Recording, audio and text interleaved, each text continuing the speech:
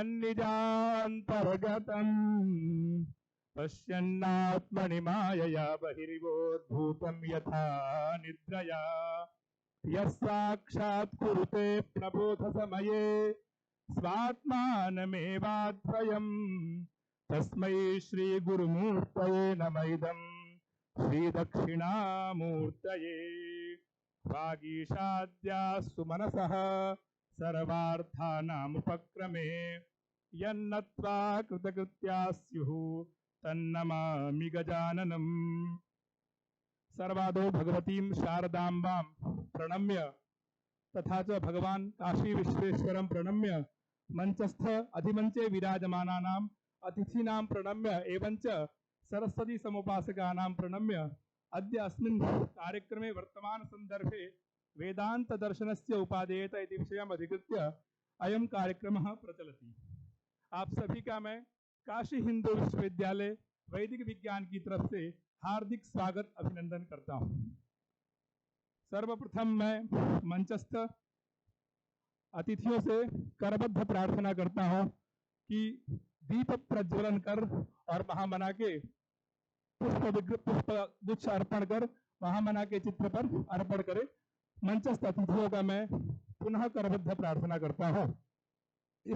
इस हेतु से वैदिक मंगलाचरण के लिए मैं श्री प्रशांत द्विवेदी एवं श्री अभिजीत जी को आमंत्रित करता हूँ, वैदिक मंगलाचरण प्रस्तुत करें। हरिः ॐ जज्जाग्रतो दूरमुदैति दैवन्तादु सुपदस्य तथैवैति दूरङ्गमञ्ज्योतिकान् ज्योतिरेकान् तन्मे मनः शिवसङ्कल्पमस्तु येन कर्माण्यपसो मनीकिनो चदने कृण्वन्ति विदधे खुदीराः जदपूर्पञ्चक्षमन्दाः प्रजानां तन्मे मनः शिवसङ्कल्पमस्तु यत्प्रज्ञानमुत चेतो धृतिश्च ज्योतिरन्तरमृतं रजासु यस्मान्नरेते किञ्चन कर्म क्रियते तन्मे मनः शिवसङ्कल्पमस्तु येनेदं भूतं भुवनं भविष्यत् परिगृहीतममृतेन सर्पं वाजेन यज्ञस्थायते सप्तहोता तन्मे मनः शिवसङ्कल्पमस्तु यस्मिन्वेजः सामजो कुङ्कीजतमिन् प्रतिष्ठिता रथनाभाविवाराः जगम्योश्चित्तगो सर्पमोदं राजानां तन्मे मनः शिवसङ्कल्पमस्तु हरिः ॐ। बहुत बहुत धन्यवाद। आप सभी ने इस पूरे आध्यात्मिक माहौल को वेद की ऋचाओं के द्वारा गुंजायमान किया। समय की अपनी मर्यादा है, बहुत ही कम समय है, इस हेतु से मैं काशी हिंदू विश्वविद्यालय की एक महनीय परंपरा रही है कुलगीत की, तो मैं काशी हिंदू विश्वविद्यालय की संगीत एवं मंच कला संकाय की छात्राओं से निवेदन करता हूं कि आकर कुलगीत प्रस्तुत करें।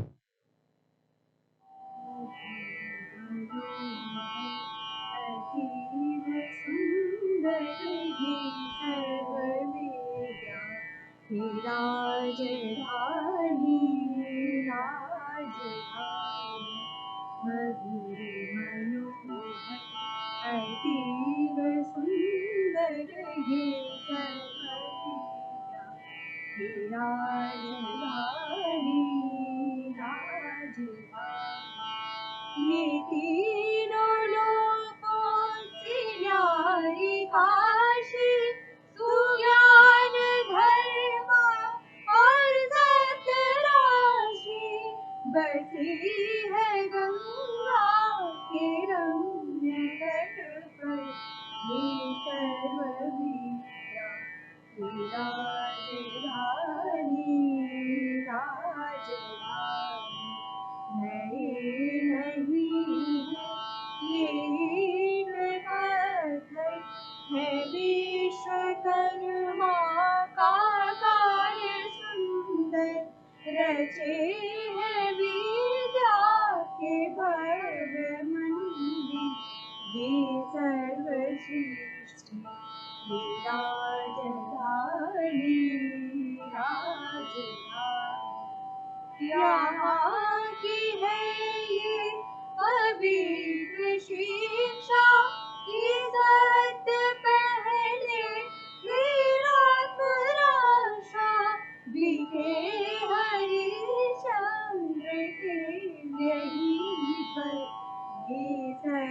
शीर्षा विराजधारी भवे ईश्वर की सत्यवाणी बनी जिन्हें पढ़ के ब्रह्म ज्ञानी वेदास जी ने रचे ये ब्रह्म विद्या विराजधारी मुक्ति पद को दिलाने वाले सुधर्म पथ पर चलाने वाले यही फले फूले बुध शंकर विराज ऋषि विराजधारी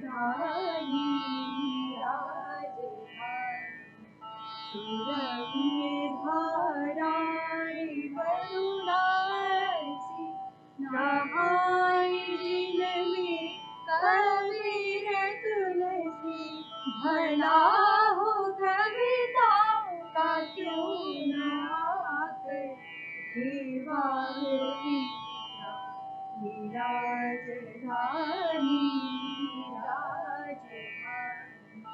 विविध कला अर्थ शास्त्र गायन गणित खनिज औषधि रसायन प्रतीचि प्राची कामेर सुंदर देवी शरीरा विराजधानी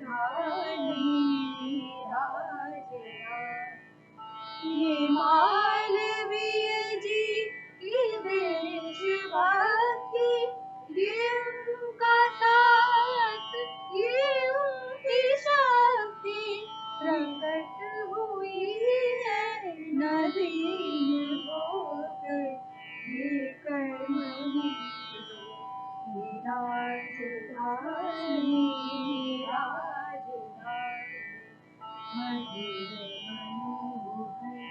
अतीव सुंदर ये विराजधानी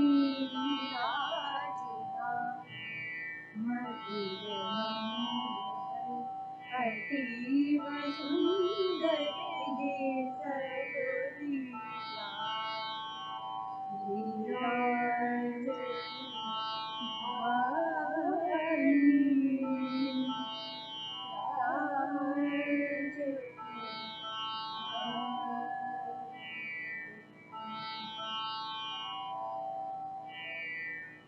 अत्यंत सुंदर प्रस्तुति।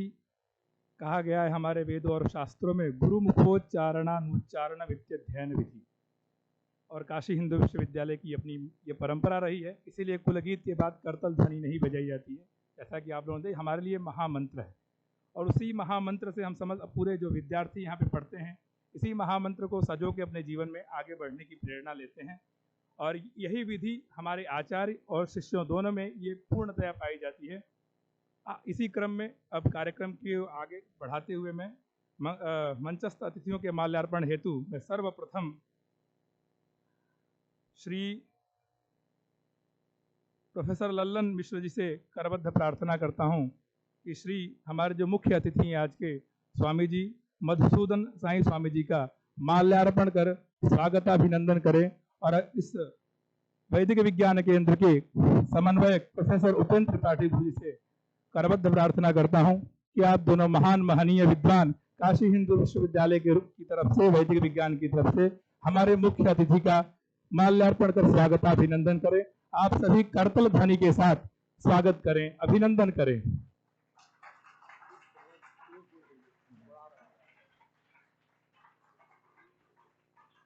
करतल ध्वनि के साथ स्वागताभिनंदन करें।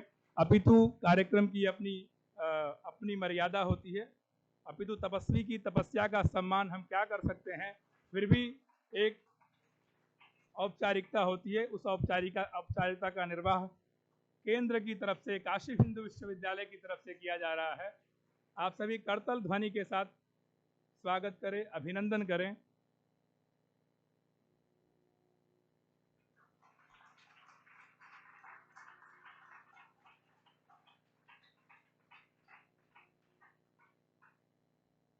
इसके पश्चात वीके शुक्ल गुरु जी को मैं करबद्ध हृदयपूर्वक आमंत्रित करता हूं।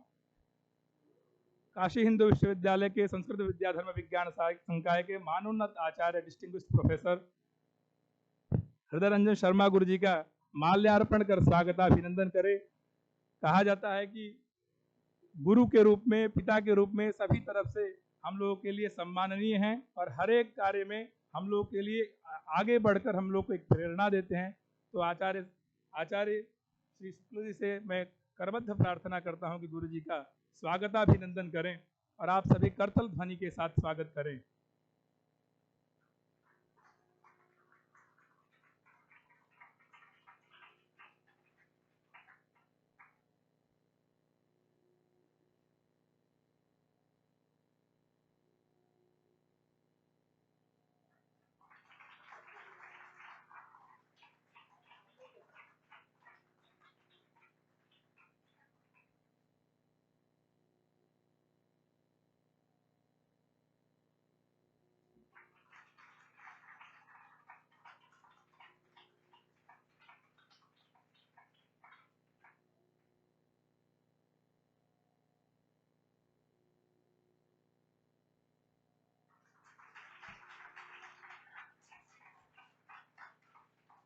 इसके पश्चात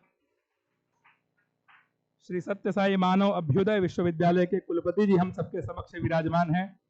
श्री प्रोफेसर श्रीकंठ मूर्ति जी का मैं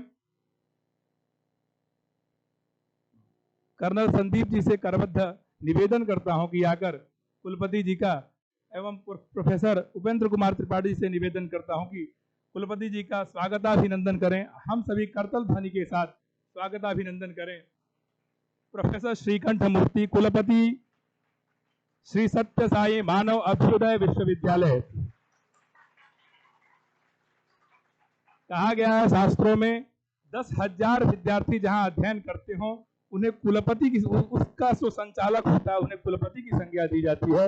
ऐसे हमारे समक्ष आज के युग में कुलपति के रूप में विराजमान है। आप सभी, हम सभी आपका हृदयपूर्वक स्वागताभिनंदन करते हैं।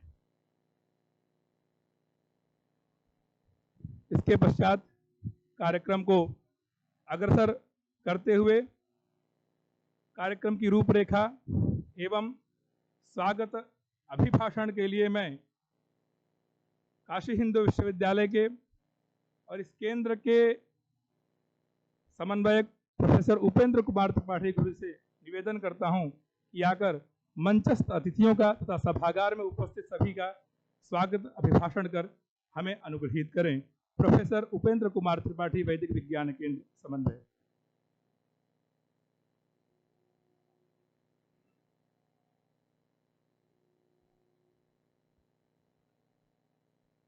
मेधां मे वरुणो ददातु मेधामग्निः प्रजापतिः मेधामिन्द्रश्च वायुश्च मेधां धाता ददातु मे स्वाहा। आज हम सबका परम सौभाग्य है कि हमारे बीच इस विश्वविद्यालय में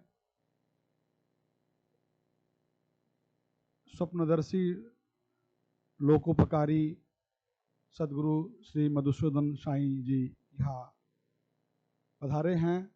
मैं विश्वविद्यालय परिवार की ओर से, वैदिक विज्ञान केंद्र की ओर से आपके चरणों में अपनी प्रणति पूर्वक हार्दिक अभिनंदन निवेदन करता हूँ, वंदन करता हूँ।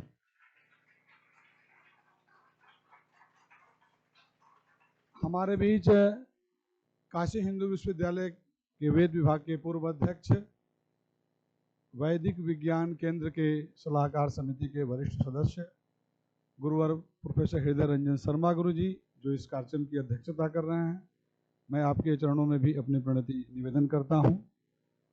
साथ ही हमारे बीच जो सत्य साई विश्वविद्यालय के कुलपति जी यहाँ पर उपस्थित हैं, मैं आपको भी इस केंद्र की ओर से हृदय से अभिनंदन करता हूं, वंदन करता हूं, स्वागत करता हूं। हमारे सम्मुख भारत अध्ययन केंद्र के समन्वयक professor Sadashiv Dwivedi ji, professor Vijay Shankar Shukla ji, chemistry से प्रोफेसर ललन मिश्र जी, चिकित्सा विज्ञान संस्थान के प्रोफेसर यूपी शाही जी, हमारे इस केंद्र के गणित के अतिथि अध्यापक doctor SL. Maurya ji, doctor कुमकुम पाठक जी जो पीडीएफ हमारे वैदिक विज्ञान केंद्र में हैं, प्रोफेसर जो दंत चिकित्सा विज्ञान में हैं प्रोफेसर राजेश बंसल जी, आयुर्वेद के professor HS. Awasthi ji, Shri Dinesh ji, Malviya mission के कोषाध्यक्ष श्री केदार तिवारी जी, रसायन विभाग के प्रोफेसर राजकुमार मिश्र जी, प्रोफेसर मृत्युंजय जी, प्रोफेसर सुब्रतो भट्टाचार्य जी, doctor DS. Tripathi ji, colonel Sandeep Sharma ji, Indira Gandhi राष्ट्रीय कला केंद्र के क्षेत्रीय निदेशक प्रोफेसर अभिजीत दीक्षित जी, डॉक्टर उमा तिवारी जी, और हमारे यहाँ के जो अध्येतागण है केंद्र के पीछे जो है हमारे वैदिक जो लॉ के जो वैदिक जूरिस्प्रूडेंस का जो कोर्स चलता है उसके आचार्यगण हैं डॉक्टर अनूप जी, डॉक्टर मयंक जी, और जितने भी अध्येतागण हैं बटुकगण हैं, सबका समवेत रूप से इस केंद्र में अभिनंदन करता हूँ, वंदन करता हूँ, स्वागत करता हूँ।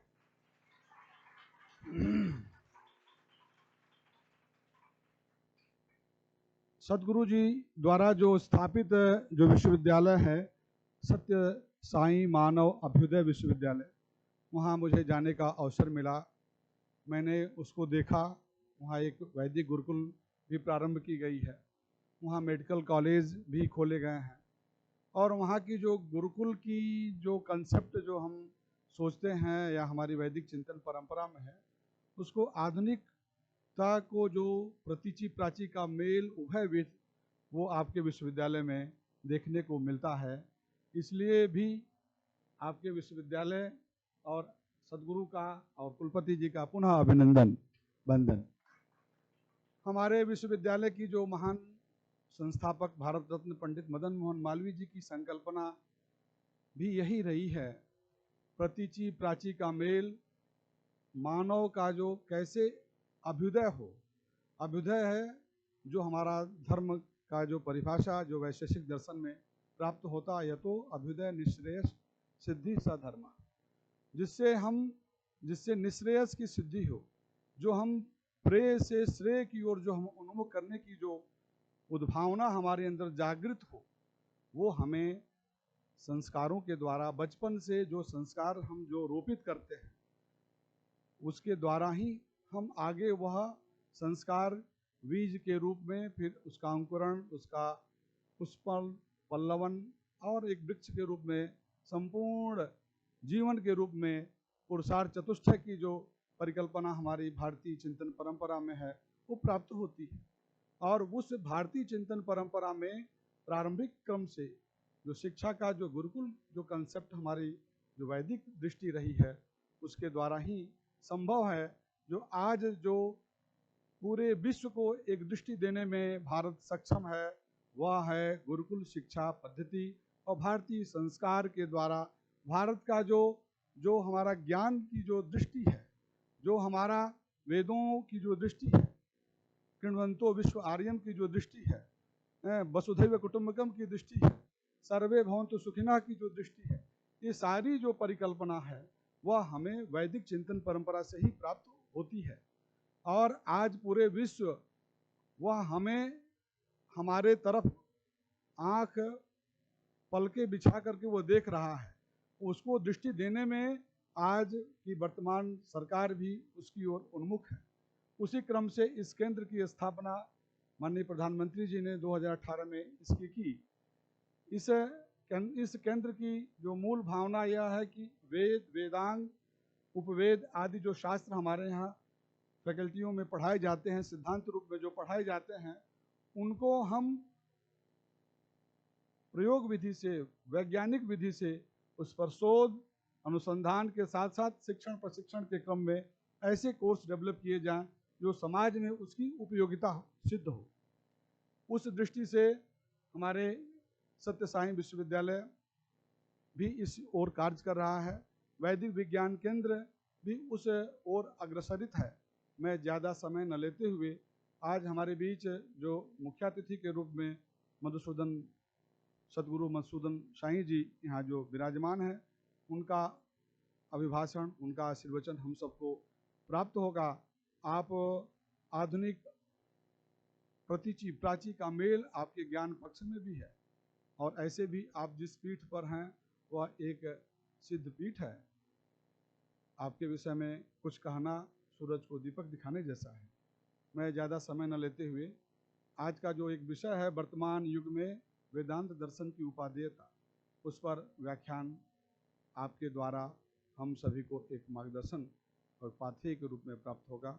मैं पुनः मंच को और समवेत रूप से जो भी विद्वज्जन है सबका मैं हृदय से अभिनंदन करते हुए, वंदन करते हुए जयतु संस्कृतम जयतु भारतम अपनी वाणी को विराम देता। अत्यंत ओजस्वी उद्बोधन। कहा भी गया है कि यदि पूरे विश्व को आगे अग्रसर करना है तो गुरुकुल पद्धति का आश्रय लेना अत्यंत आवश्यक है। और काशी की ये परंपरा रही है कि विश्वविद्यालय में तो पढ़ाइयाँ होती ही हैं, परंतु सारे विद्यार्थी गुरुओं के घर पे जाके अध्ययन करके अपने अंदर संस्कार भरते हैं। जैसा कहा गया है, भारतस्य प्रतिष्ठे द्वे संस्कृतम संस्कृतिस्तथा।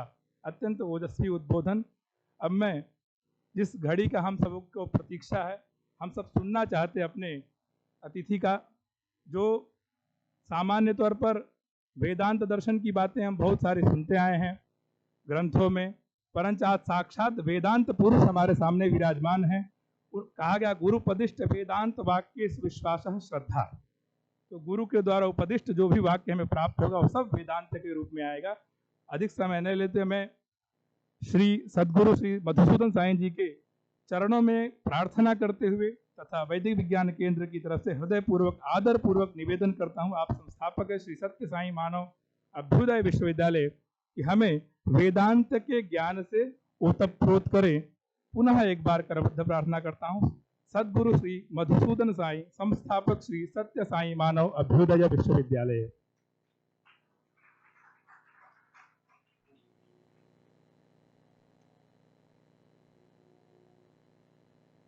वेदाहमेतं पुरुषं महान्तं आदित्यवर्णं तमसस्तु पारे तमेव विद्वान् अमृतैः भवति नान्यः पंथा विद्यते अनाय।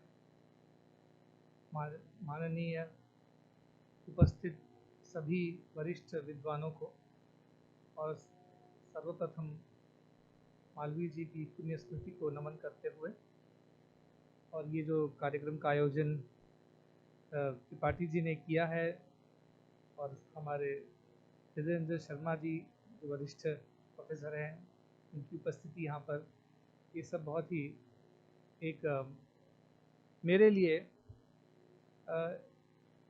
एक अतुलनीय संदर्भ है, क्योंकि काशी हिंदू विश्वविद्यालय पिछले 100 साल से भारतीय परंपरा का जो ये बीड़ा उठाए हुए अगली पीढ़ी तक इस परंपरा, इस ज्ञान को लेकर जा रहा है, उसकी सराहना से केवल मालवीय जी के एक दृष्टिकोण या उनके एक स्वप्न को मात्र नहीं, बल्कि आप सभी के जो प्रयत्न हैं उसको भी जाती है। तो आप सभी के प्रयत्नों से आज भी ये विश्वविद्यालय नए कीर्तिमान स्थापित कर रहा है। ऐसे नए विभागों का उद्घाटन हो रहा है जहाँ पर प्राचीन जो हमारी वैदिक संस्कृति है और जो आधुनिक युग के जो विज्ञान है, दोनों का समन्वय करने की कोशिश की जा रही, प्रयत्न किया जा रहा है। ये देखकर मुझे बड़ी प्रसन्नता हुई। तो इसके लिए मैं सबका अभिनंदन करना चाहता हूँ, आप सभी विभाग के सभी सदस्यों का अभिनंदन करना चाहता हूँ। मुझसे कहा गया कि आप वेद और विज्ञान दोनों को जोड़कर आप क्या बात कर सकते हैं। मैंने कहा ना मैं वैदिक पंडित हूँ ना मैं वैज्ञानिक हूँ, मेरे पास दोनों ही ज्ञान नहीं है। मेरे पास सिर्फ मेरा अनुभव है, और मेरा अनुभव वेदांत का अनुभव है, कर्मकांड से परे ज्ञान कांड का अनुभव है, और ये अनुभव को मैं आपके साथ साझा कर सकता हूँ। यही जो मेरी संपत्ति है, जो मैंने किसी से उधार नहीं ली है, न ऋषियों से न मुनियों से, पर अपनी अनुभव से जो मैंने प्राप्त किया है वो आप तक मैं पहुँचाने की चेष्टा करता हूँ। हमारी संस्कृति में, भारतीय संस्कृति मात्र में ऐसा कहा गया है कि सर्वम कल्विदम ब्रह्मा, सब कुछ जो भी है, जड़ चेतन चराचर, पुण्य पाप, सत्य असत्य, सभी को यदि मिला जुल के जोड़ कर देखा जाए तो सभी ब्रह्म है कहा जाता है। तो कुछ लोग जिनमें ये भावना होती है कि अच्छा मैं भी तो बहुत सारी त्रुटियां करता हूँ, तो मैं वो भी ब्रह्म की वजह से त्रुटियां हो रही है, तो मेरा उसमें क्या दोष है। या जो पुण्य करता है वो बड़े विनम्रता से कह सकता है कि ये सब ब्रह्म की कृपा है, मेरा उसमें क्या है, कोई कार्य उसमें। लेकिन दोनों ही तरफ से यदि हम देखें तो ब्रह्म के दो रूप होते हैं, ऐसा कहा गया है। द्वैवाव ब्रह्मणो रूप है, दो रूप होते हैं, एक होता है सगुण साकार रूप और दूसरा होता है निर्गुण निराकार रूप। निर्गुण निराकार रूप में हम सभी समान हैं, लेकिन सगुण साकार रूप में हम अलग अलग हैं। तो उतने हम समान हैं उतने हम अलग हैं, ये भी हमारे वेदांत में कहा गया है। इसलिए कहा गया है कि हम फिर ऐसे गलतियां ना करें, ऐसे जो त्रुटियां ना करें कि हम अपने आप को सभी जो कर रहे हैं सब हम ब्रह्म की वजह से हो रहा है, इसीलिए अच्छा भी उन्हीं की वजह से हो रहा है, बुरा भी उन्हीं की वजह से हो रहा है कहकर हाथ धोकर निकल जाएं। ऐसा ना हो, पर हम ये जाने कि जो शक्ति चैतन्य शक्ति जिसका उपयोग करते हुए हम सब कुछ कर सकते हैं, जिसकी शक्ति से हम देखते हैं, सुनते हैं, बोलते हैं, जो भी करते हैं, वो शक्ति जो है वो पुण्य है, पवित्र है, उसमें कोई दोष नहीं। बल्कि जो कार्य मन के द्वारा हो रहा है, मन के और अपने जो अंगों के द्वारा, शरीर के द्वारा हो रहा है, उसमें कुछ त्रुटियां हो सकती है। क्योंकि मैं अपने बच्चों को, जो छोटे स्कूल के बच्चे, उनको वेदांत कैसे सिखाएंगे हम, क्योंकि वो समझ ही नहीं सकते इतनी बड़ी बात।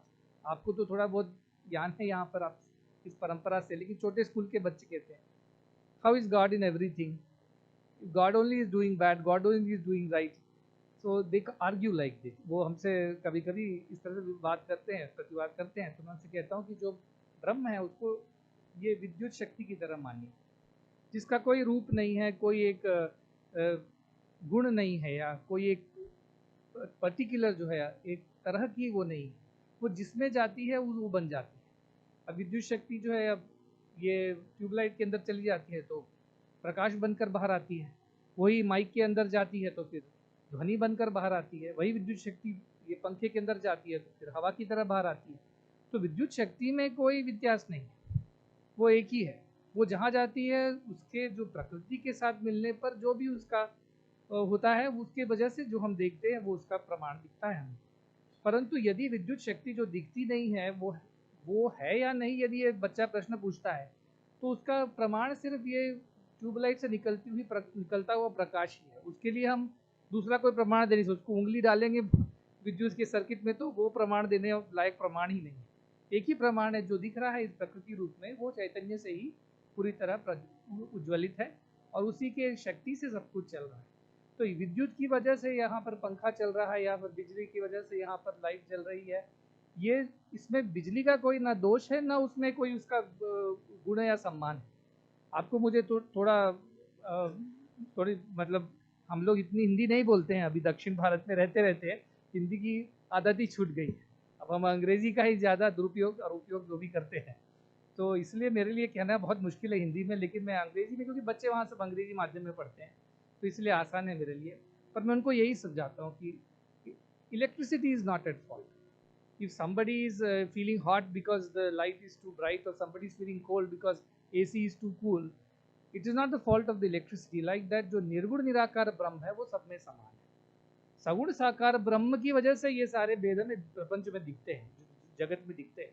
कोई अच्छे होते हैं, कोई थोड़े बुरे होते हैं, कोई बड़े विनम्र स्वभाव के होते हैं, बड़े अहंकारी होते हैं, कोई बड़े सेवा भाव के होते हैं, कोई बड़े स्वार्थी होते हैं।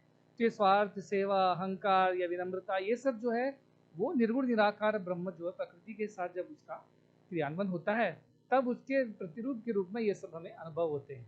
तो अब अगला प्रश्न ये है कि किस तरह हम हमेशा उस निर्गुण निराकार ब्रह्म की स्थिति में रह सकें, कैसे हम उसी जो पूरी तरह पुण्य स्थिति है उसमें हम कैसे रह सकते हैं, पवित्र स्थिति में कैसे रहते, कैसे हम सभी अच्छे बन सकते हैं, सभी पवित्र बन सकते हैं। तो उसका मन की परिशुद्धि, अंतरंग शुद्धि का जो है मार्ग हमारे शास्त्रों ने दिखाया है। अंतरंग शुद्धि, बहिरंग शुद्धि तो है, बाहर के वातावरण साफ सुथरी सूची रखना तो है, फिर अंतरंग शुद्धि जो है सबसे बड़ी साधना है हमारे उसमें। और उसके लिए शंकराचार्य जी ने बहुत सारी बातें कही है। उन्होंने कहा है चातुष्टय जो है, हम 4 चीज़ें होती है वो करनी पड़ेंगी आपको। तो उसमें जो 4 चीज़ें होती है, विवेक, वैराग्य, षट संपद और आखिरी है मुमुक्षत्व। विवेक वैराग्य तो हम सभी में होता है थोड़ा बहुत, वो अलग बात है कि हम उसका उपयोग कम करते हैं। लेकिन विवेक का सभी को, ये गर्म है या ठंडी है, ये भी विवेक है। ये जो है वस्तु विवेक है। तो वो हमारे शंकराचार्य बोलते हैं जो विवेक कैसा होना चाहिए, सिर्फ ये बात नहीं कि ये पुरुष है, ये स्त्री है, ये पहाड़ है, ये पेड़ है, ये विवेक तो सिर्फ बड़ा साधारण विवेक है। पर असली विवेक जो है, नित्य अनित्य विवेक की हमें वो सीखने की आवश्यकता है। नित्य अनित्य क्या, जो भी अनित्य है वो निर्गुण ब्रह्म नहीं हो सकता। जो नित्य है वही निर्गुण ब्रह्म है, बाकी सब सगुण ब्रह्म है। यही कहा है हमारे उपनिषदों में।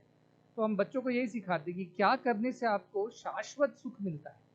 छोटी चीज़ें करते हैं, आप पढ़ाई करते हैं, अच्छे मार्क्स मिलते हैं, सुख मिलता है। अगली बार पढ़ाई करते हैं, अच्छे मार्क्स नहीं मिलते तो फिर दुखी हो जाते हैं। अच्छा खाते हैं, खाना खाते हैं, आज अच्छा जो आपको पसंद है समोसा कचौड़ी खा लिया, अच्छा लगा, कल जो है कुछ और बना हॉस्टल में, अच्छा नहीं लगा तो फिर दुख हो जाता है। तो आज हमें कुछ लाभ हुआ तो सुख होता है, कल नष्ट हुआ तो दुख होता है। तो वो जो शाश्वत नहीं है, जो शाश्वत नहीं है वो ब्रह्म नहीं है, निर्गुण ब्रह्म नहीं है। और निर्गुण ब्रह्म के अस्तित्व की का जो अनुभव है वही परम अनुभव है, वही आत्म साक्षात्कार। तो सभी ये पूछते हैं कि जब आत्म साक्षात्कार हो जाता है और आप उस ब्रह्म स्थिति में आ जाते हैं, तो आपने अपने आप को पूरी तरह परिशुद्ध कर लिया है। और क्या परिशुद्धता है? अपने आप के अंदर जो मलिनता है, और मलिनता मेरे प्रकार से सिर्फ स्वार्थी मनुष्य की मलिनता है। जब मनुष्य निस्वार्थी हो जाता है तो पूरी तरह पवित्र हो जाता है, क्योंकि ईश्वर का अस्तित्व निस्वार्थ अस्तित्व है। वो सभी जो है परोपकारार्थम इदम शरीरम कहते हैं, परोपकारार्थम वहंति नद्यः फलन्ति वृक्षः, सब परोपकार के लिए ही ईश्वर का अस्तित्व है। जब स्वार्थ आ जाता है उसमें तो मलिनता आ जाती है। मलिनता की वजह से हमें अब भेद दिखाई देते हैं। तो अपने आप को कैसे पूर्णतः शुद्ध कर सकते हैं? हमें अपने अंदर की स्वार्थ भाव को दूर करना है। तो फिर बच्चे पूछते हैं तो पढ़ाई करने में स्वार्थ है कि नहीं है? अब आप बोल रहे हो पढ़ो फिर डॉक्टर बनो, फिर डॉक्टर बन के, मैंने कहा कि आप पढ़ो, लेकिन किस उद्देश्य से आप पढ़ रहे हो, किस उद्देश्य से आप काम कर रहे हो? पैसे कमाने के उद्देश्य से, मान सम्मान के उद्देश्य से, प्रतिष्ठा के उद्देश्य से, या फिर सेवा के उद्देश्य से? तो किसी भी कर्म को जब हम निस्वार्थ रूप से सेवा भाव से करते हैं वही कर्मयोग हो जाता है। तो वो निस्वार्थता ही जो है हमारे संस्कृति की जो आधार स्तंभ है, वो निस्वार्थता नहीं है। और हमें प्राचीन काल से यही कहा गया है कि दूसरों की सेवा में, दूसरों की सहायता में और निस्वार्थ भाव से जीने में ही ईश्वर के दर्शन में हो जाते हैं। तो आप कोई भी कार्य करें, मैं बच्चों से कहता हूँ, और उसमें निस्वार्थता से करें। अब मेरे लिए क्या है उसको पूछे नहीं, पहले दूसरों के लिए क्या है इसमें ये पूछे, और उसके बाद अपने लिए करें। जैसे आज बताया था कि इस विश्वविद्यालय का भी के लिए भी जब मालवीय जी ने कहा है कि वो न तो हम कामये राज्यम न स्वर्गम न पुनर्भवम कामये दुख तप्ता नाम प्राणी नाम नाशनम। ये होता है जो ब्रह्मविद होते हैं, उनकी भूमिका जो होती है समाज में, ये उनकी भूमिका होती है। और हमारे उपनिषद देखा जाता है, लोग पूछते ब्रह्म ज्ञान हो गया उसके बाद क्या हिमालय चले जाएंगे, किसी पहाड़ की गुफा में बैठ जाएंगे, फिर अपने ध्यान में लगे रहेंगे और आनंद में डूबे रहेंगे कि क्या करेंगे? तो मैं कहता हूँ नहीं, आत्मक्रीड़ा आत्मरति क्रियावान कहते हैं, एषः ब्रह्मविदाम वरिष्ठः। ये आता है मुंडकोपनिषद से। ब्रह्मविद कैसे होते हैं? जो ब्रह्म को जानते हैं, अपने आप को पूरी तरह उन्होंने निस्वार्थ भाव से पवित्र कर लिया है। उनका जीवन का हर क्षण जो है किसी दूसरे के परोपकार के लिए रहता है, लेकिन अपने स्वार्थ के लिए नहीं रहता। ऐसे ब्रह्म जो ज्ञाता हैं वो करते क्या है अपने जीवन में? वो आत्मक्रीड़ा आत्मरति ही क्रियावान। आत्मक्रीड़ा मतलब जहाँ भी जो भी देखते हैं बाहर सब ब्रह्म की क्रीड़ा दिखती है उनको। और जब आंख बंद करते हैं तो अंदर भी आत्मरति मतलब अपने आत्म वो जो आनंद में डूबे होते हैं। और बाकी समय क्या करते हैं? क्रियावान, खाली नहीं बैठे रहते हैं, तो लगातार किसी न किसी सेवा कार्य में जुड़े रहते हैं। तो ऐसे ही लोग ब्रह्मविदाओं की, ऐसे ब्रह्म ज्ञाता की आज हमें आवश्यकता है। मेरा जो अनुभव है, ये पृष्ठभूमि इसलिए मैंने बताई कि यही मेरा अनुभव है। मैं सत्य साई बाबा जी के पास पढ़ा विद्यार्थी के रूप में। वो भी बहुत सारे वेदांत की बातें बताते थे, लेकिन उस समय छोटे थे तो समझ में आती नहीं थी। हमको तो सिर्फ यही समझ में आता कि बाबा ने हमारी तरफ देखा, हमें आशीर्वाद दिया, और वो हमें अच्छे मार्क्स मिलेंगे कि नहीं, हम आगे बढ़ेंगे कि नहीं, उनका आशीर्वाद अनुग्रह बना रहे, यही मांगते रहते थे। अर्थी जिज्ञासु अर्थार्थी, ज्ञानी का तो सवाल ही नहीं उठता था वहाँ पर। और वो बाबा हमेशा बताते रहते थे कि ये सत्य नहीं है, ये तो सिर्फ सीमित सत्य है, पर मैं आपको पहले ये सब देता हूँ, आप जो मांगते हो वो देता हूँ, ताकि एक दिन आपकी जो है तृष्णा जो मैं देने आया हूँ उसके प्रति जागरूक। तो वो आत्मज्ञान देने आए थे। तो पढ़ते पढ़ते जब बाबा का समाधि हो गई, उसके बाद उन्होंने मुझे सूक्ष्म रूप में दर्शन देना शुरू किया। अब ये एक और अलग जगत है। जो स्थूल जगत तो हम सभी देखते हैं, जो आप साइंस वाले हैं उनके लिए तो स्थूल जगत ही, लेकिन वैदिक संस्कृति वालों के लिए एक सूक्ष्म जगत भी है, जो स्थूल जगत से कहीं कहीं कहीं बड़ा है। और बाबा जो थे वो स्थूल रूप से जब सूक्ष्म रूप में आकर उन्होंने मुझे निर्देशन देना शुरू किया कि ऐसा करेंगे, ऐसा आगे हम अपने कार्यक्रम बढ़ाएंगे। यूनिवर्सिटी भी स्थापना उनकी प्रेरणा से हुई। तो वो मुझे ऐसे ही दिखा जैसे कि आप दिखाई दे रहे हो, बस फ़र्क इतना होता है कि हम छू नहीं सकते, वो पंचेंद्रियों के परे है, तो उससे हम अनुभव नहीं कर सकते, लेकिन मन से अनुभव हो जाता है। तो सूक्ष्म रूप रह के बाबा ने दिखाया। फिर मुझे ये बताया कि ये जो है ये सभी के लिए है ये अनुभव। ऐसा नहीं कि कोई व्यक्ति जो किसी कुल या किसी संप्रदाय में पैदा हुआ उसी के लिए है, तो ये सभी के लिए समान है, लेकिन परिशुद्धता होनी चाहिए। फिर हमको उन्होंने सिखाया किस तरह निस्वार्थ भाव से सेवा के द्वारा अपने अंतरंग को परिशुद्ध कर सके। तो जब हर क्षण हमने दूसरों की सेवा में लगा दिया और कोई भी स्वार्थ नहीं रखा, जैसे आप यदि पूछेंगे मेरे पास बैंक अकाउंट है, नहीं है, एक अकाउंट है, वो इसीलिए है क्योंकि विदेश जाने होते हैं तो वीज़ा के लिए हम लोग को कुछ स्टेटमेंट देना पड़ता है, 6 महीने का वीज़ा नहीं देंगे, सिर्फ उस कार्य के लिए, वरना अपना कुछ भी नहीं। जब उन्होंने मुझे कहा कि ऐसा जीवन जी सकोगे तभी तुम्हें आत्मानुभव प्राप्त होगा, कोई और माध्यम से आत्मानुभव प्राप्त होने की संभावना ही नहीं। तब मैं उनको पूछता रहता था कि मुझे वो आत्मा अनुभव चाहिए जिसमें सब लीन हो जाते हैं, आनंद की अनुभूति होती है, परमानंद की अनुभूति होती है, वो ईश्वरीय सत्ता का ज्ञान होता है। मैं उनसे पूछता रहता, तो वो कहते थे कि कच्चे घड़े में पानी भरेंगे तो घड़ा टूट जाएगा, ऐसे कहते, क्योंकि आप कच्चे घड़े हो, अभी पके नहीं हो, अब पूरी तरह तैयार नहीं हो, तो आपके अंदर में आत्मज्ञान नहीं भर सकता, वो सह नहीं सकोगे कहते। पर एक दिन ऐसा आया जब ऐसे काम करते करते उनके साथ रहते रहते और जो सूक्ष्म दर्शक जो होते थे उनका जो आज्ञा निर्देशन मिलता था, उससे फिर एक दिन ऐसा आया जब पूरी स्वार्थ जो था वो पूरी तरह समाप्त हो गया। फिर हर क्षण हर पल जो है दूसरों की सेवा में लगे। उसके अंतर्गत देखिए 12 साल के अंदर 15 अस्पताल खुले, सब निःशुल्क चलते हैं, मेडिकल कॉलेज खुले निःशुल्क चलते हैं, 30 स्कूल्स और कॉलेजेस खुले निःशुल्क चलते हैं। और एक आज जैसे हम खड़े करीब 90 लाख छात्र और छात्राओं को सरकारी शालाओं में सुबह का जो भोजन मिलता है, उपहार होता है सुबह का, वो मिलता है, वो भी पूर्णतः निःशुल्क मिलता है। कई सौ करोड़ खर्च हो गए हैं, कहाँ से आए, कैसे हुआ, ये सब मैं भी नहीं जानता, क्योंकि एक बार जब वो ब्रह्म जो निर्गुण निराकार ब्रह्म, जो परिशुद्ध ब्रह्म हमारे अंदर क्रियान्वित हो जाता है, उसके बाद उसकी कोई सीमा ही नहीं, क्योंकि ईश्वर का अस्तित्व तो सीमाहीन है, असीमित है। तो वो जो भी करते हैं वो सब असीमित हो जाता है, शक्तियाँ जो असीमित हो जाती हैं, हमारे अनुभव असीमित हो जाते हैं। और आनंद तो है ही, हर समय वो आनंद की अनुभूति तो होती है। जब आप किसी के लिए कुछ थोड़ा भी करते हैं तो आनंद होता है, और पूरा जीवन ही उसके लिए आप यापन कर देते हैं तो आनंद ही आनंद है। तो ये अनुभव जो वेदांत का है, जो शास्त्रों में लिखा हुआ है कि आत्मक्रीड़ा आत्मरति क्रियावान, ब्रह्मज्ञानी कैसे होते हैं, सिर्फ अपने आनंद की सुखी कामना के लिए सिर्फ अपनी साधना करके नहीं रहते, वो समाज में लोगों के साथ जुड़कर उनकी भी सेवा करते हैं, उसमें भी आनंद पाते हैं। तो या तो आप साधना से शुरू करें और सेवा तक पहुँचे, या सेवा से शुरू करें और साधना के द्वारा आत्मानुभव करें, दोनों ही रास्ते आपको ब्रह्म की तरफ ले जाते हैं। पर सत्य यह है कि दोनों अलग अलग रास्ते नहीं हैं। जो ये कर्म है और या योग है, जो अलग अलग कृष्ण अर्जुन संवाद में भी आपने गीता में पढ़ा, एक तरफ अर्जुन कहते हैं कि आप मुझे इस तरह कंफ्यूज मत करें, एक तरफ कहते हैं कर्म से हम बंध जाते हैं, फिर कर्म के बंधन के अनुसार जन्म होता है, मरण होता है, फिर वो कहते हैं, फिर दूसरी तरफ बोलते हैं योगी बन जाओ, कर्म करो लेकिन कर्म से बिल्कुल भी ना लिप्त ना हो। तो अर्जुन की समस्या थी कि ऐसा कैसे कर सकता है कोई।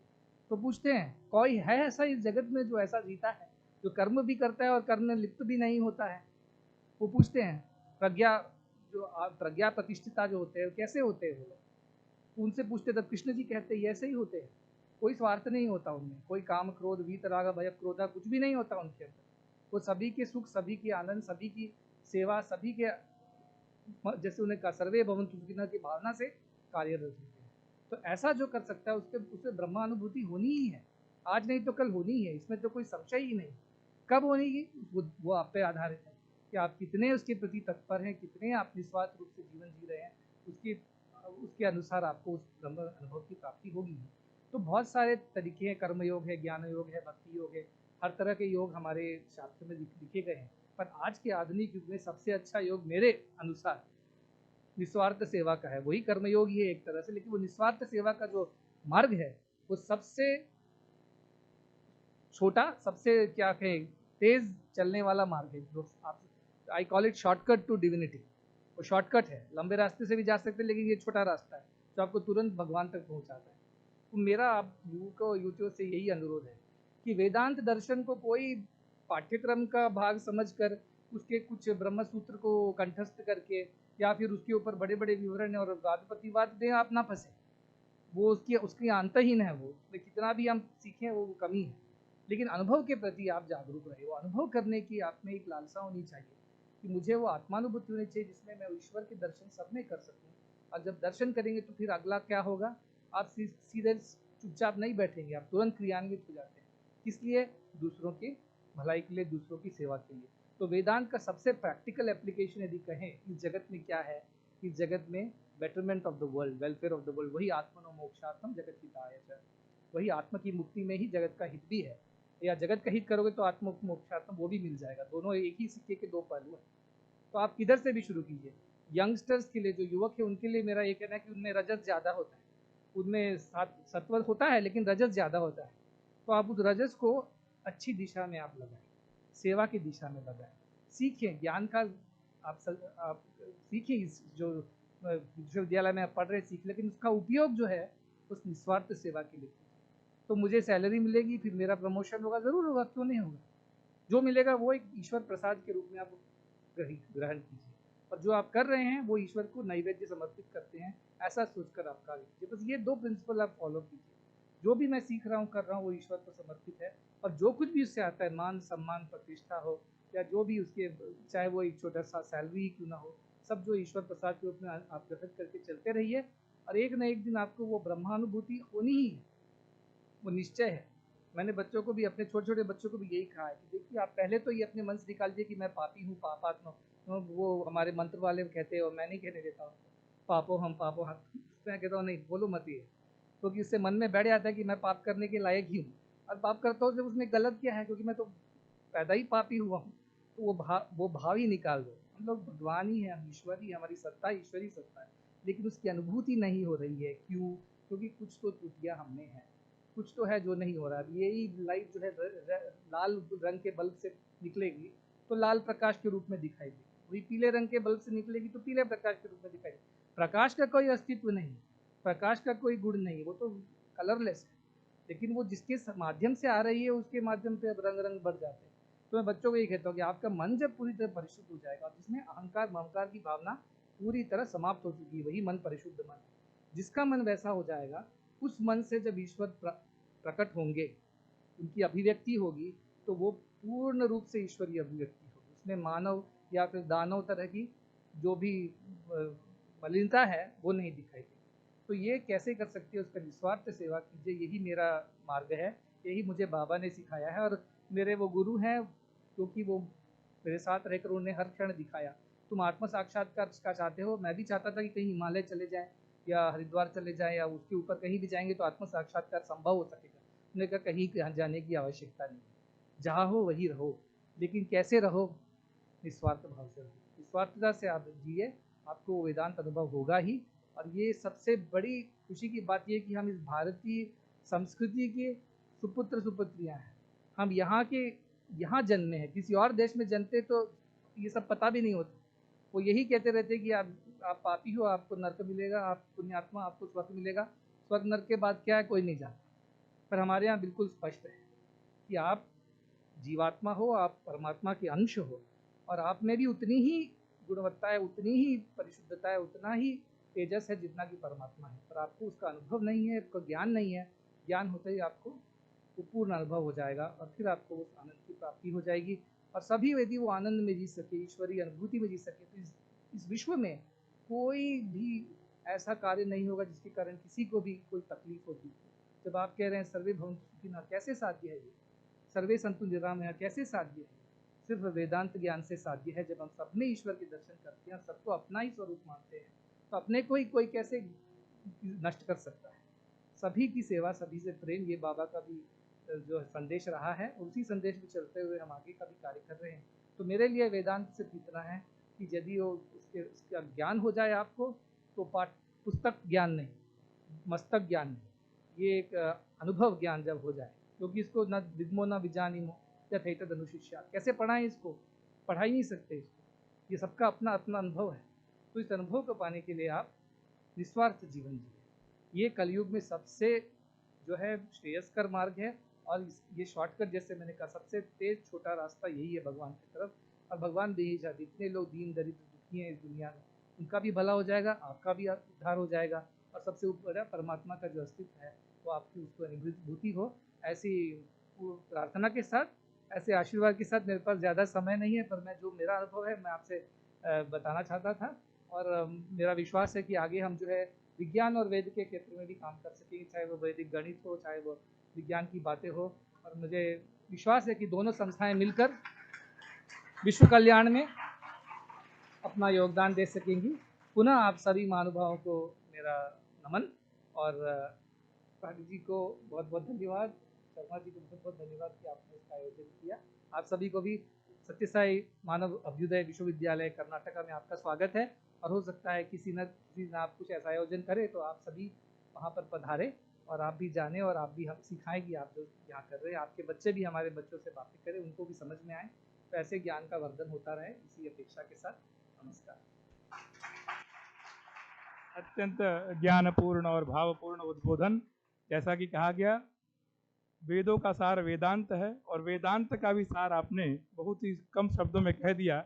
बहुत सारा विषय और बहुत काठिन्य होता है वेदांत को समझना। नित्यानित्य वस्तु विवेक, इहा मुत्रार्थ फल भोग विराग, समाधि षट संपत्ति मुमुक्षुत्वानि अधिकारी संबंध विषय प्रयोजन। इन सारे विषयों को आप सबके समक्ष स्वामी जी ने अत्यंत सार गर्भित उद्बोधन दिया। आप सबको हृदय से स्वामी जी को प्रणाम करते हुए अब इसी कार्यक्रम को आगे बढ़ाते हुए कार्यक्रम की अध्यक्षता कर रहे प्रोफेसर हृदय रंजन शर्मा गुरु जी से मैं करबद्ध प्रार्थना करता हूं कि आकर अध्यक्ष ही उद्बोधन प्रदान कर हमें अनुग्रहित करे। प्रोफेसर हृदय रंजन शर्मा।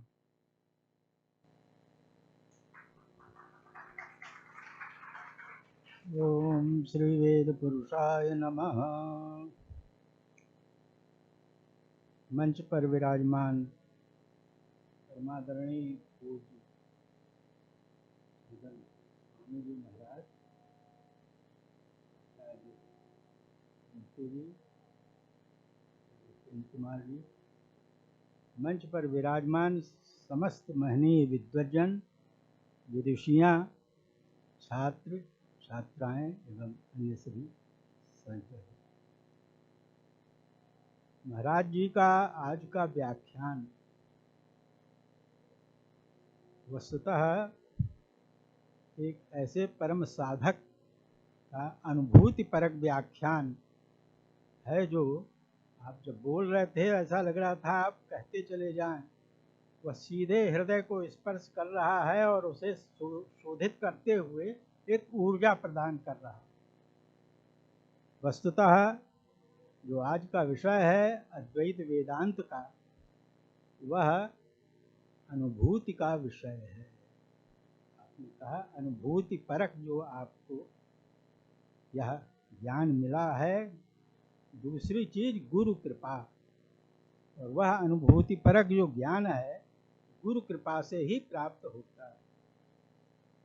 ये आज के आधुनिक युग के लिए बहुत ही महत्वपूर्ण, वेदों का, समस्त शास्त्रों का यह सार है कि क्योंकि हम मनुष्य हैं, मनुष्य होने के कारण वेदों ने, शास्त्रों ने हमें एक परंपरा दी है, गुरु शिष्य परंपरा, जिससे हम अपने को पूर्णता के साथ जोड़ सकें। और अभी आपने एक बात कही, ईश्वर जो है वह तो सर्वसंपन्न है और सृष्टि करता है, तो सृष्टि में असत पक्ष कहाँ से आ जाता है, उसकी क्या जरूरत थी। लेकिन वेद ये सब बतलाते हैं। समय कम है, मैं संक्षेप में अपनी बात रखता हूँ। देखिए, दो तरह की सत्ता है। एक है रियल एग्जिस्टेंस, पारमार्थ की सत्ता, वो तो ईश्वर का, वो यथावत रहती है। दूसरा है प्रैक्टिकल एग्जिस्टेंस, व्यवहार की सत्ता। व्यवहार की सत्ता में ये सृष्टि होती है, सृष्टि के क्रम बनते हैं, समस्त जीव जंतु हैं, मनुष्य आदि सब उत्पन्न होते हैं। ये व्यवहार की सत्ता में सत और असत पक्ष दोनों आवश्यक हैं। केवल सत पक्ष होगा तो सृष्टि का क्रम ही नहीं बनेगा। सब शास्त्र कह रहे हैं। तो जो व्यवहार की सत्ता में सत और असत पक्ष, सुर और असुर दोनों की सत्ता प्रजापति करते हैं, लेकिन उसमें रेशियो है। सत्व रज तम ये तीन गुण हैं प्रकृति के, उसमें रेशियो है। सत्य जो है आज भी सारा व्यवहार लोग का उसी क्रम में हो रहा है। देखिए 100% में 50% सत्व है, गुडनेस, और 50% में रजा और तमा है, पैशन और इनर्शिया जिसे हम कह सकते हैं। तो ये दोनों रजस और तमस जो है वह 50 से कम हो, सत्व जो है 50% से अधिक हो, तो एक बैलेंस्ड वे में सृष्टि का क्रम चलता है। हमारा जो जीवन है वह बैलेंस्ड वे में चलता है। वेद जो हैं, समस्त शास्त्र, वेद से समर्थित समस्त शास्त्र हैं, पॉजिटिव वे ऑफ लाइफ का ही उपदेश देते हैं, सकारात्मक जीवन की सत्ता, और उसके साथ हमें आगे बढ़ना चाहिए। अब बात आ गई कि उसका क्रम क्या है, तो देखिए जो बच्चे हैं, बच्चों को स्कूल भेजते हैं, अब उनको वेदांत का उपदेश हम दें तो उनके पल्ले नहीं पड़ेगा, स्वाभाविक है, वो एक क्रम है। लेकिन अनुभूति परक जो वेदांत का एक क्रम है, आपने सर्वं खल्विदं ब्रह्म का क्रम बताया, वह सब में है, वह परब्रह्म सब में है। तो हम उस परम शक्ति से युक्त हैं, लेकिन हमें देखिए सृष्टि ने एक बड़ा विचित्र स्वरूप दिया है। मनुष्य को छोड़कर पशु पक्षी जो हैं, सृष्टि अपने अधीन उनको रखती है, इसलिए सारे गुण जो हैं जीवन के उनको स्वतः प्राप्त है। एक उदाहरण देता हूँ, पशु पक्षी आदि को क्या वो तैरना सिखाते हैं? पशु पक्षी जो हैं अपने बच्चों को तैरना नहीं सिखाते, वो अपने आप उन्हें तैरना आता है। मनुष्य क्यों नहीं उसी क्रम में होता? मनुष्य को तैरना सिखाया जाता है। कहने का मतलब है कि हमें ईश्वर ने एक शक्ति अलग से दे रखी है कि अपना कर्तव्य रूप कर्म करके जो भी है पा सकते हो। तैरना सीखते हैं अभ्यास से, साइकिल चलाना हम सीखते हैं और हम सीख जाते हैं। क्या सीख जाते हैं? संतुलन जो सूक्ष्म है। अभी आप कह रहे थे सूक्ष्म जो है उसको हम कैसे स्थूल में पकड़ सकते हैं? सूक्ष्म को सूक्ष्म से पकड़ो। अभी सब बैठे हैं, सभी जानते हैं, बहुत से लोग तैरना जानते होंगे और साइकिलिंग, स्कूटर आज चलाने, उनसे कहा जाए दिखाओ, वो दिखाने की चीज़ है अनुभूति। साइकिल लाओ, स्कूटर लाओ, चला के दिखा दे रहे हैं। तो ऐसे बहुत से गुण हैं, दैवी गुण, जो हम अपने परिश्रम से, अभ्यास से अर्जित करते हैं और उसका उपयोग करते हैं। तो ये तो अपने आप में मानना सर्वोत्तम है कि एक सूक्ष्म शक्ति है परमेश्वर की, अनेक रूपों में है। हम अभ्यास से, सही अभ्यास से उसे अर्जित कर सकते हैं। तो इस तैरना, साइकिलिंग चलाना एक अत्यंत व्यावहारिक पक्ष है। इसी तरह से सारे जितने दैवी गुण हैं, दैवी संपत्तियां हैं, सब हम में हैं। हमें केवल अभ्यास से उसे जागृत करके उसके साथ जुड़ के पूर्णता के साथ जुड़ना है। छात्रों को विशेष करके एक बात बताना चाहता हूँ। देखिए, आपके लिए सबसे बड़ी बात यह है कि जो कर्तव्य रूप कर्म है, वेद का उपदेश है, ईशावास्योपनिषद कह रहा है, कुर्वन्नेवेह कर्माणि विजीविषेत् शतं समाः, ऐसे मंत्र और आगे है। संक्षेप में बात रख के समाप्त करता हूँ। तो प्रत्येक छात्र को इसलिए कह रहा हूँ कि वो अभी छोटे हैं, उन्हें सीखना है। जो कर्तव्य रूप कर्म है, उस कर्तव्य रूप कर्म को वह मन, वाणी और क्रिया से बिल्कुल करें और फिर वो देखें कैसे उनमें वो शक्ति आती है ईश्वर की। एक विशेष संस्कार के क्रम में शक्ति का स्वरूप बतलाया गया है, वो सभी के लिए उपयोगी है। देखिए, ईश्वर ने सृष्टि की, वेद का बात, वैदिक ये उपनिषद की बात है, सृष्टि करके और उसने सारी सृष्टि को मृत्यु के हाथ में दे दिया कि तुम उसका संचालन करो। मृत्यु ने कहा ठीक है, लेकिन जो बच्चे हैं ब्रह्मचर्य आश्रम के क्रम में, सभी बच्चे जो अध्ययन कर रहे हैं, ब्रह्म इति वेदा, जो अध्ययन करते हैं वो ब्रह्मचर्य आश्रम के क्रम में हैं। तो ईश्वर ने कहा कि इनको मैं यम को नहीं दूंगा, मृत्यु को। तो उनका नहीं भाई, कुछ तो आप हमें इनके ऊपर भी आसन शासन करने के लिए दीजिए अधिकार। तो ईश्वर ने कहा अच्छा ठीक है, जो बच्चे नियमित जो उनका कर्तव्य रूप कर्म है उसको कर रहे हैं वो तो ठीक है, लेकिन अगर कोई उसको नहीं करता तो उस दिन का जो मृत्यु का भार है उन पर आ जाता है। तो इसलिए हमें पूरा मनोयोग जो हमारा है उससे बच्चों के लिए उपदेश ये भी दे रहा है, हमें करना है। देखिए ईश्वर की जो शक्ति है हमें 100% है, उसको बांट दिया गया, बांटा है, उसका एक क्रम है।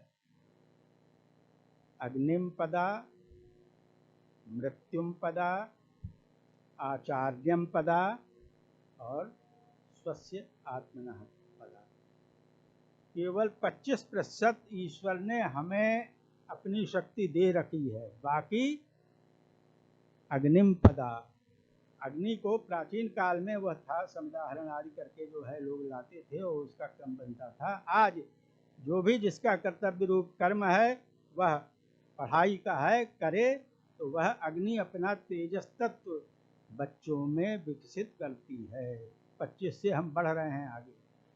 फिर आ गया मृत्युम पदा, मृत्यु जो है वो हम अपना कर्तव्य रूप कर्म करते हुए जो भी हमारे क्रम हैं उनको पूरा करते हैं तो 25% मृत्यु भी अपना तेजस तत्व जीवनी शक्ति बच्चों को देती है। 50% हो गया।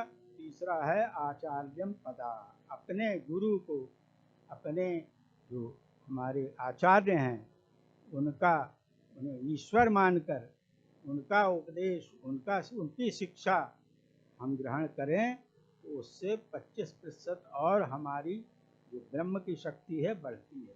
तो कहने का मतलब कि हमारा जो शरीर है वह इन सारी शक्तियों से, हमारे कर्तव्य रूप कर्म के आचरण से पूरी होती है और अंततः 25% तो हमारा था ही हमारे पास, हम पूर्ण के साथ जोड़ते हैं।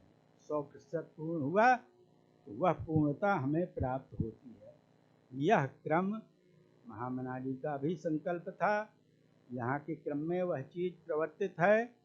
मुझे एक बार अवसर मिला महाराज जी के विश्वविद्यालय परिसर में एक कार्यक्रम में जाने का। वहाँ के जो बच्चे हैं, वहाँ के जो अध्यापक हैं, वह इस मूल जो सत्ता है, ईश्वरीय सत्ता ऊर्जा कैसे उनको प्राप्त होती रहे उस क्रम में अध्ययन अध्यापन और सारा क्रम जो भी हमारे पास आधुनिक विज्ञान के उपकरण हैं उनका हम पॉजिटिव वे में उपयोग करें, ये मुझे वहाँ देखने का अवसर मिला। आजकल स्थिति है ना, मोबाइल जिसके हाथ में है तो बच्चा जो है ज़्यादा से ज़्यादा समय मोबाइल ही देख रहा है। मोबाइल का सही उपयोग वहाँ हो, लैपटॉप का सही उपयोग हो, कंप्यूटर का सही उपयोग हो, यह शिक्षा वहाँ सभी बच्चों को मिल रही है। वहाँ आचार्य उस शिक्षा से युक्त होकर शिक्षा दे रहे हैं। पूरा वातावरण आध्यात्मिक शक्ति से संपन्न दिखता है, अनुभूति में आता है। यह अपने आप में एक बहुत बड़ी बात है। आज आपका आगमन हुआ और आपने जो उपदेश दिया वह अनुभूति परक उपदेश है, जो हृदय को स्पर्श किया है। और मैं समझता हूँ इस प्रकार का जो उपदेश है, ऊर्जा का स्रोत हम सब में भरा आपने, इसके लिए हम आपके अत्यंत ऋणी हैं, कृतज्ञ हैं। देखिए पूरे विश्व में आज स्थिति ये है कि आधुनिक विज्ञान 6वीं और 7वीं जो है जनरेशन का चल रहा है पूरे विश्व में। वहाँ से वो ये देख पा रहे हैं कि वेदों में जो कहा गया अध्यात्म, डिवाइन जो आस्पेक्ट, प्रैक्टिकल एग्जिस्टेंस हमारा है ना स्थूल जगत, उसका डिवाइन और स्पिरिचुअल आस्पेक्ट क्या है, क्या उसका महत्व है, पूरे विश्व में इसको अनुभव किया जा रहा है। जितनी भी डेवलप कंट्रीज हैं, मुझे सौभाग्य मिला वहाँ से स्कॉलर आते हैं, कहते हैं वेद में इस विषय का सिद्धांत बताइए, डिवाइन आस्पेक्ट बताइए, और काम हो रहा है। आज से 30-40 वर्ष पहले से यह भगवान की कृपा है, मेरे गुरु की कृपा है, और गुरु का आशीर्वाद बहुत ही ईश्वरीय शक्ति से संपन्न होता है, इसका मैंने अनुभव किया है। और आपने भी कहा कि आपको जो अद्वैत वेदांत का परम तत्व है वह गुरु कृपा से प्राप्त है। आप उसी क्रम में जी रहे हैं और अन्यों को भी उसी क्रम के साथ जुड़ने के लिए व्यावहारिक पक्ष से जोड़ रहे हैं। यह अत्यंत महत्वपूर्ण है।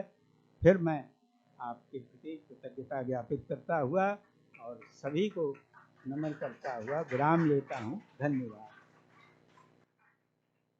अत्यंत गंभीर और भावपूर्ण उद्बोधन। अध्यक्ष उद्बोधन बहुत ही भावपूर्ण था, जहाँ कहा गया, स्वामी जी ने कहा, पूरे वेदांत में यही कहा गया है, गुरुपदिष्ट वेदांत वाक्येषु विश्वासः श्रद्धा। गुरु के द्वारा जो उपदिष्ट वाक्य है उसको जो ग्रहण करता है वही आगे बढ़ता है।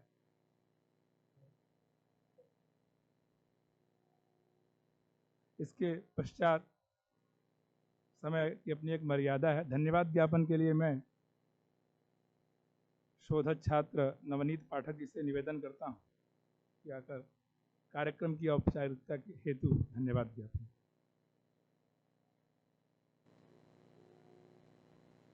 गुरुर्ब्रह्मा गुरुर्विष्णु गुरुर्देवो महेश्वरः गुरु साक्षात् परब्रह्म तस्मै श्री गुरवे नमः। मंचस्थ अतिथिजनों का व सभागार में उपस्थित सभी सुधीजनों का सादर अभिनंदन करता हूँ। जैसा कि धन्यवाद ज्ञापित क्या ही करूँगा, धन्यवाद शब्द एक लघुता का द्योतक होता है। हमारे आचार्यों ने बताया है कि अपने वरिष्ठ जनों के प्रति हम कृतज्ञता ज्ञापित करते हैं। इस क्रम में हम पूज्य महाराज श्री सदगुरु श्री मधुसूदन साईं गुरु जी के प्रति हम कृतज्ञता ज्ञापित करते हैं। हे गुरुदेव, आपके द्वारा, आपके ओजस्वी उद्बोधन के द्वारा आज हमें एक नया पाथेय प्राप्त हुआ है। इस हेतु आपके प्रति कृतज्ञता ज्ञापित करते हुए प्रणाम निवेदित करते हैं।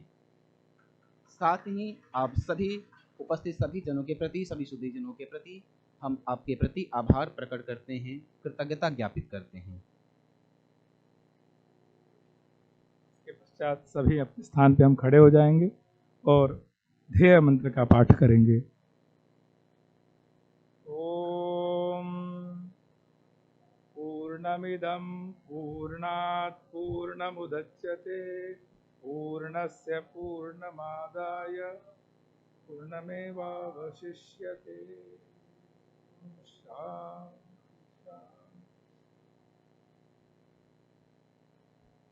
कार्यक्रम अब अपनी पूर्णता की तरफ अग्रसर है। यह जहाँ कहा गया कि कभी समाप्ति किसी विषय की नहीं होती, क्योंकि ज्ञान की गंगा है और ये हिमालय से उठी है और गंगा सागर तक जाएगी और उसके आगे भी जाएगी। तो ज्ञान की गंगा हमेशा अविरल महामना जी की बगिया में बहती रहे, इस हेतु से आप सभी आए। सभी का धन्यवाद ज्ञापन, कृतज्ञता ज्ञापन करते हुए आप सभी के चरण कमलों में अपनी पुष्पांजलि अर्पित करता हूँ। धन्यवाद, प्रणाम।